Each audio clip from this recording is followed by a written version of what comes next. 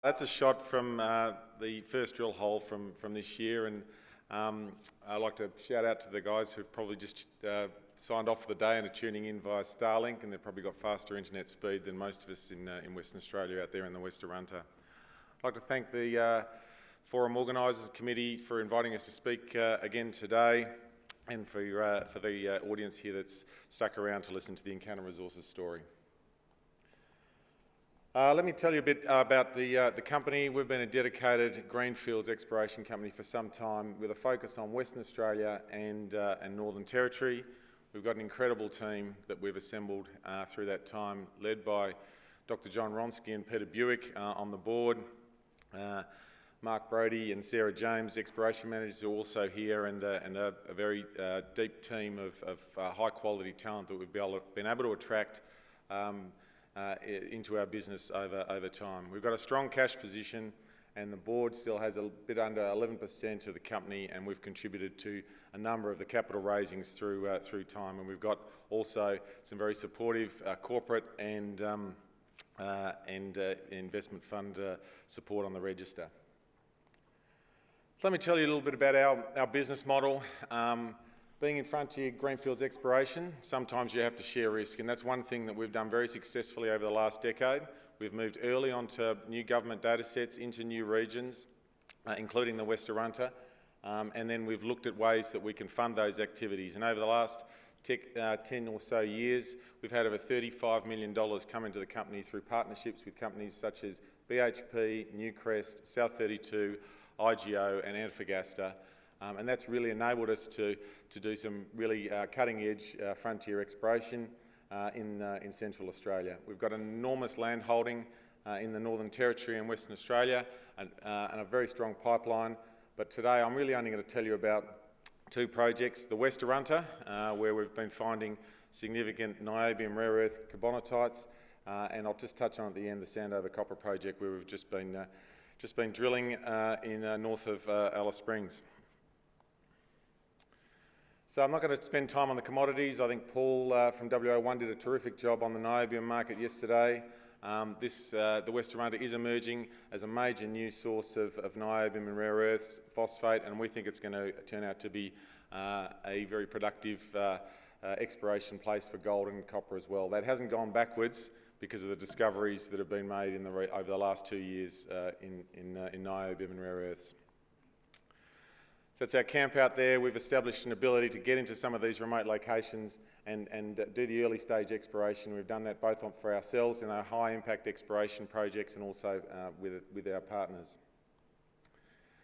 Now, just sort of to take you back, now that's the land tenure package that we hold out there. It's about 150 kilometres east-west.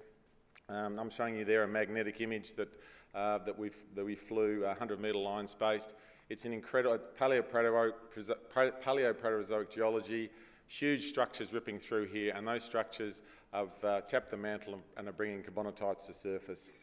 And back here in 2020, at Diggers and Dealers, we drilled the first hole into this land package. It was that funny late Diggers. It was in October where it was all super warm, and we called end a hole and we tested. We were looking at those two magnetic features. They were brought to us by a geophysicist called Terry Hosky, and it was probably one of the more challenging drill holes that we've done in our time. Now, Newcrest, it was in joint venture at that point in time. It's now held 100%. They said they'd fund it if we operated, and we managed to do that and push in a track for 30 kilometres to get to those holes, and we drilled the very first hole into that Hosky target. We unfortunately called end of hole while we were driving back between Kalgoorlie and Southern Cross. The rig had broken down. We had 158 metres of core. We got that assayed, and in hindsight you look back and think that's exactly what a near miss in the West Arunta looks like. It had up to 0.8% rare earths, 0.1% niobium, it had 0.1% copper, and interestingly it had 50 parts per billion gold in there as well. So that's very much unfinished business in the West Arunta. When we got those assays back, we were fortunate enough to get the project back 100%, and we finished that hole back last year and hit a carbonatite about another couple of 100 metres down that drill hole. In 2022, that's when WA1 really put the West Arunta on the map. They drilled mineralised carbonatites, and they drilled 7 holes. 4 of them are mineralised to our south and to our west, and that was really did change this region. And from our perspective, it's been almost our entire push since that work had validated this region.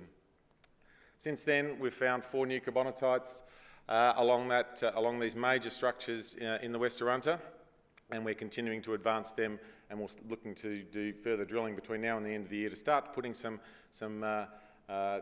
size and grade potential around those. So there's a number of targets that are still to be tested. We've done tremendous amount of baseline geophysical surveys. We did a Falcon gravity survey across this entire district, of the magnetic survey that I talked about, and I think we're really starting to get a handle on what's controlling these carbonatites, and I think the success rate so far out here doesn't happen in a greenfields environment on the whole.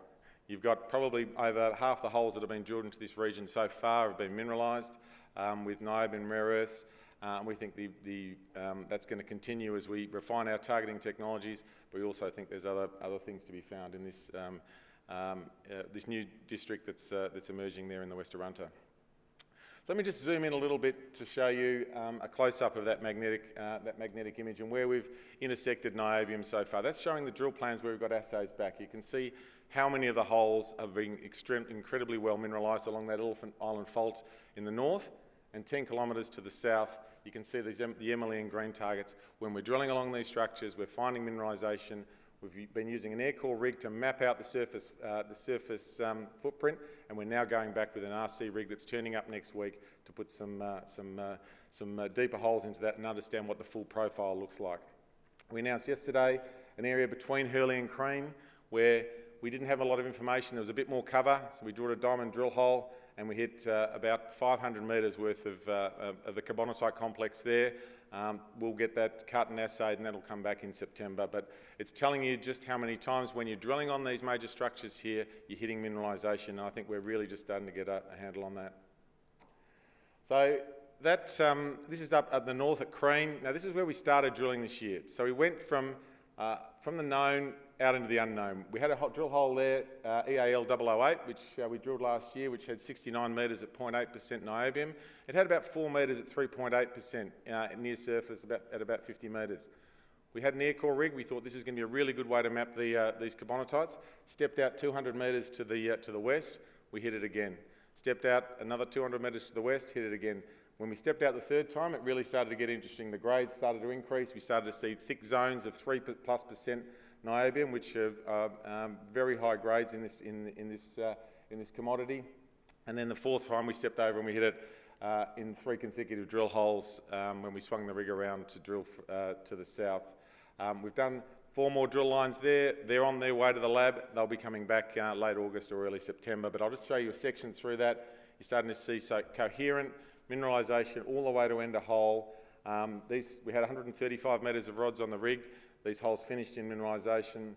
We're going to now drill this trend with RC to find out what's the depth extent of it, and we'll continue to map it out along this on east-west trend with both RC and air core. But it's, I guess, a demonstration of how the sort of results you can get in this extraordinary new region. Moving to the south, 10 kilometres to the south, this is just northwest of the Lerny deposit, our Emily deposit. We focus a line of air core drilling based on that magnetic low. We hit 3 80-metre spaced holes. They all finished in 2.7% niobium. It's about 200 metres wide. The follow-up drilling is going to see what sort of strike we get, and that's going to happen in the coming months. Moving over to the east, the Green prospect, really broad-spaced air core, stepping out over 400 to 800 metres, continually hitting mineralisation through this initial air core program.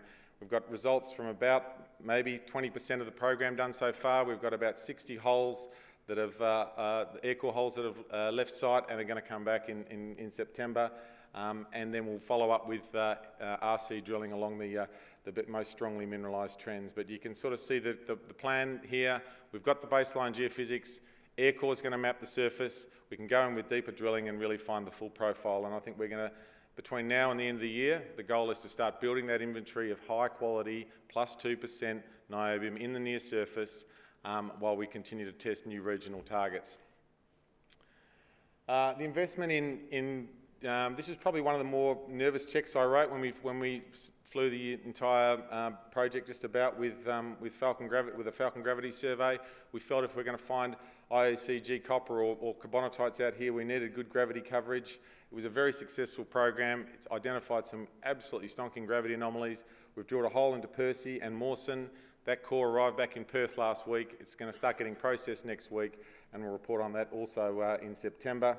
But some of those big, deep tapping structures that we're seeing in both gravity and magnetics, it really is giving us a bit of a roadmap on how we're going to explore this belt going forward. And you know, it does, when we put it on a PowerPoint slide and it goes up on the screen, it really does, you do lose the scale. When there's a 20-kilometre scale bar there, that's about the extent of what we've explored so far, and there's probably another 50 or 60 kilometres to go. So we've been, this is, I guess, coming up to 3 months worth of drilling this year. We've done over 30,000 metres of air core. The RC rig is due on site next week. We've been doing diamond drilling both at the carbonatites that we've found and also testing major geophysical targets in the region. And we are going as fast as we can to understand what this potential of this new region could be. So what to expect coming up? All that infill drilling, doing some detailed RC.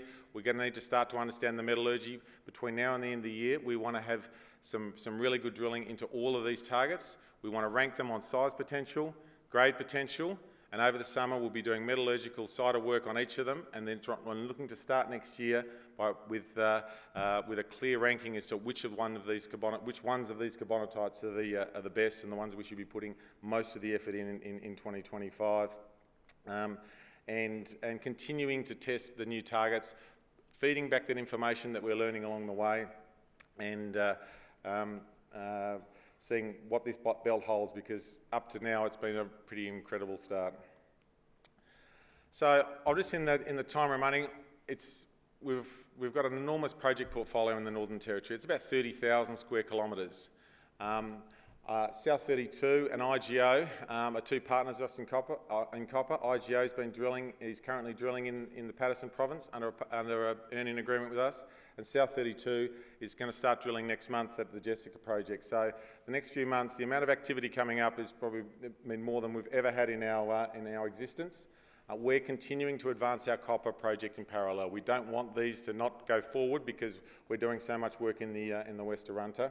We're just drilling a hole at our Sandover project there. You can see in the southern part of that image. It's about 170 kilometres north of Alice Springs. It's just off the Stewart Highway. It's a much easier project to operate than the West Arunta. It is genuinely close to infrastructure. It's got a gas pipeline and a railway line going through it, but it was essentially completely untested. We went in there and identified this early on when government was releasing new government data sets in the Northern Territory, and we were targeting this for copper. We identified this old reports from the 70s and 80s, where you can see that green horizon on the right of the image there. That's an outcropping malachite horizon that have been mapped in the 60s, 70s and 80s, predominantly by CRA. It's only about 20 centimetres wide, but it extends for over about 20 kilometres, and it's not hard to find. The view was that if that's outcropping there, could you follow that into the basin and find a really good reductant? And we're looking for African sediment-hosted copper here. And we did a gravity survey and a magnetic survey. It identified a pretty interesting spot at the other end of the basin, whatever it is, about 120 kilometres away. We drilled one hole late last year. We didn't hit the reductant that we were looking for, but we extended the hole and we banged into it was only 30 centimetres, but it was going 2% copper right at the base of the basal contact of that neoprote basin. That tells us that there's been a highly charged copper fluid active in this basin, both in the southeast and the northwest. We're just drilling another hole 2.5 kilometres closer to the feeder source, and we'll be finishing that hole and getting those assays. And I think we're very keen to see what happens up here, whether we can prove that the copper's still continuing up in this part of the basin, and You know, that's 150 kilometres, and the extent of the drilling is 2 holes drilled by CRA in 1994, and our 2 drill holes at that north west part of the basin. So, just in wrapping up, we've always been aggressive at moving into new areas.